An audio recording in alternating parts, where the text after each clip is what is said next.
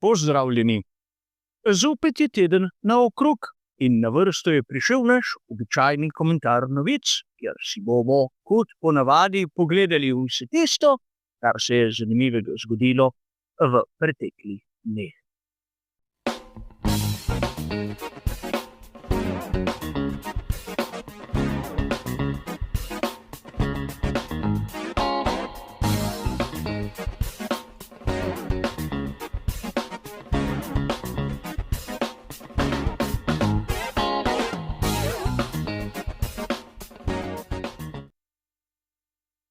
Tudi danes se bomo, kot ponavadi, ustavili pri 4 različnih temah.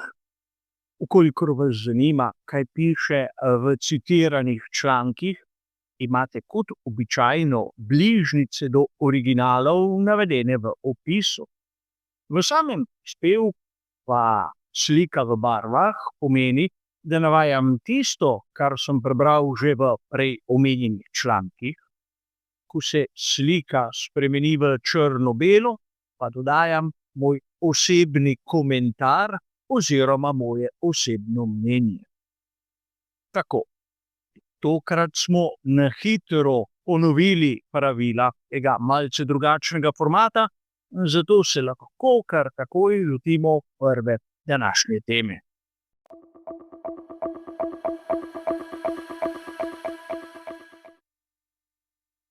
Na samem začetku se bomo ustavili ob novici, ki bo razjasnila marsikateri dvom pri nas navdušencih Formule 1.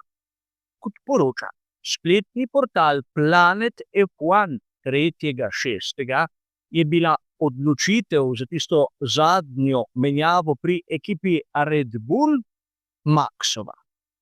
Torej niso pri ekipi nekako napravili kardinalne napake, ampak je bil Max Verstappen tisti, ki je zahteval sveži set pnevmatik.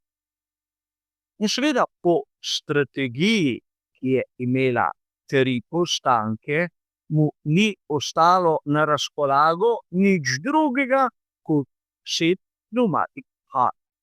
Seveda v izboru je imel še set pnevmatik soft, ampak tiste še zdaleč niso bile sveže. Torej, slaba vizija dirke strani Maxa Verstappena in ne strani ekipe Red Bulla. In tu menim, da mi navdušenci se moramo ustaviti pri izjemno pomembni točki. Namreč, zakaj te radijske komunikacije nismo slišali v direktnem prenosu dirke? Namreč, bila je ključnega pomena za celotno razumevanje dogajanja. Namreč, če voznik zahteva sveži set pnevmatik, je ekipa tista, ki mu lahko ustreže ali ne. Ampak v tem primeru oni niso napravili nobene napake. Če vzamemo za primer Lewisa Hamiltona, bomo videli, da njegove komunikacije so takoj objavljene, čeprav s samim potekom dirke nimajo absolutno nobene zveze. In mi, navdušenci, ne dobimo nobene dodane vrednosti od tistega, kar si povesta ali pa tudi ne, Lewis Hamilton in seveda njegov inženir.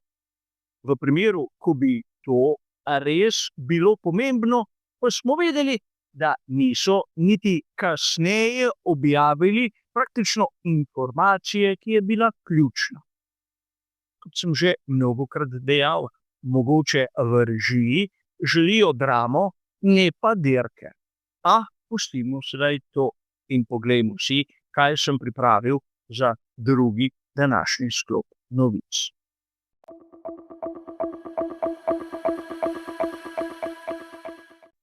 Kot poroča spletni portal motosport.com 2.6. je Felipe Drugovich pripravljen, da bi lahko nadomestil Lensa Strolla na prihajajoči veliki nagradi Kanade. Namreč govorili smo že o tem, da je Felipe Drugovič uradno zaseden prav tisti vikend na vztrajnostni dirki za 24 ur Le Mana pri ekipi, ki uporablja Hypercar Cadillaca, in ne glede na vse je Drugovič izbral Formulo 1. Kar je po svoje razumljivo, verjetno bi vsakdo izmed nas mislil podobno. Ampak po drugi strani, vsaj moj pogled je tak, je Drugovič pokazal veliko mero neprofesionalnosti. Namreč takoj je zapustil tistega, ki mu je dal priložnost, v bistvu še preden je uradno izvedel, ali bo sploh nastopil na dirki, ki je seveda vsako leto na progi poimenovani po Gillesu Villeneuvu. Namreč za Lensa Strolla je velika nagrada Kanade domača dirka in nikjer ne piše, da bo on praktično izpustil še to priložnost. A verjamem, treba je zadeve objaviti takoj, čeprav bi mogoče to lahko nekomu celo škodilo. Če bi bil jaz direktor ekipe, ki sodeluje v dirki za 24 ur Le Mana, Drugoviča ne bi klical nikoli več, če bi me tako dobesedno izdal tik pred dirkaškim vikendom. Ampak jaz sem jaz in verjetno marsikdo izmed vas zadeve vidi rahlo drugače. A poglejmo si, kaj se je zanimivega zgodilo v tretjem današnjem sklopu.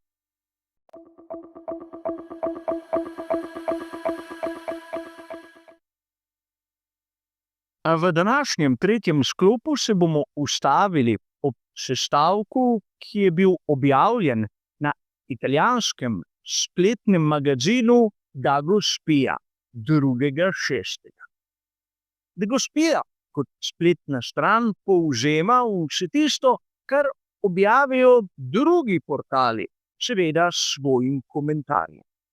In tu so dejali, da je bilo potrebno le 9 dirk, da se je ljubezen Lewisa Hamiltona do Ferrarija dobesedno spremenila. Uporabili so izjemno zanimiv izraz.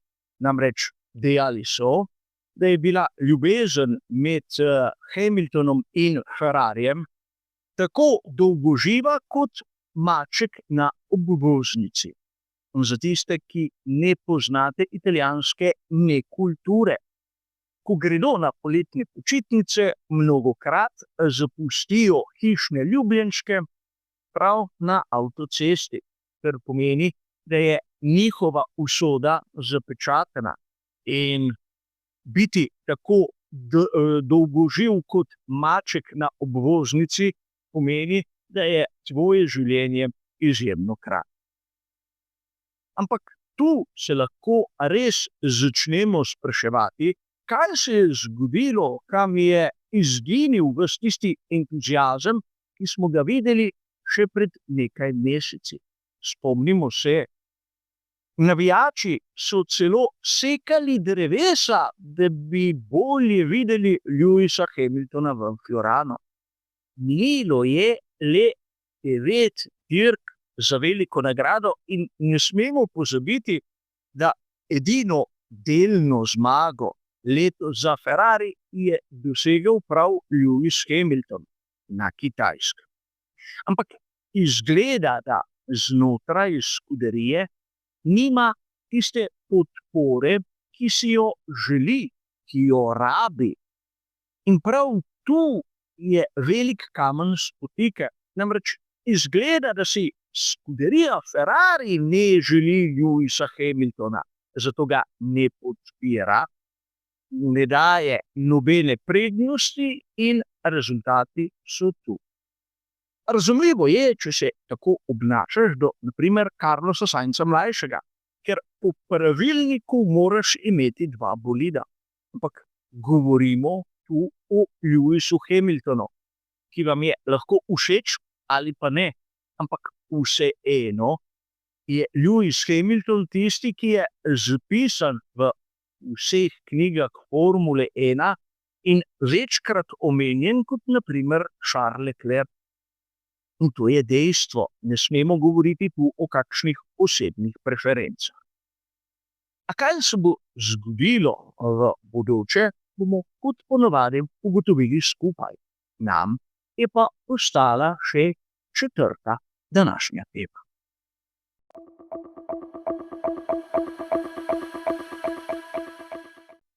Za konec pa kot običajno tista malce bolj ležerna, obrobna tema. Pri ekipi Formule 1 Cadillac so objavili prvega pravega pokrovitelja. In kot poroča spletni portal Motorsport.com 3.6., je to Tommy Hilfiger. Verjetno vsem nam dobro znana znamka, čeprav morda lahko niste neki modni navdušenci. Do lanske sezone so bili prisotni pri tovarniški ekipi Mercedes. In že prej omenjeni Lewis Hamilton je bil njihov ambasador. Letos so pri Mercedesu jih zamenjali z Adidasom, Lewis Hamilton je pa odšel v Ferrari. Seveda potrebno je bilo dobiti neko alternativo, ki je izjemno zanimiva. Namreč ameriška ekipa z velikim ameriškim pokroviteljem, ki bo seveda prisoten s svojimi izdelki v samem Paddocku. A tu bi verjetno kdo izmed vas lahko začel razmišljati, da bi to pomenilo tudi kakšen prihod Lewisa Hamiltona v to ekipo. Kar je seveda možno, ampak po mojem videnju malo verjetno. Ekipa, kot je Cadillac, bo neizkušena, kjer ne bo vse delovalo tako, kot mora, in bodo imeli v začetnih sezonah ogromno težav, bodo povzročili ogromno frustracij in bodo dosegli izjemno malo rezultatov. Še pri Ferrariju, kjer deluje vse tako, kot je treba, ima Lewis Hamilton težave. Kaj bi bilo še pri Cadillacu?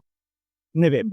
Menim, da za zaključek kariere si Lewis Hamilton zagotovo zasluži še kakšen boljši rezultat, ampak pustimo se presenetiti.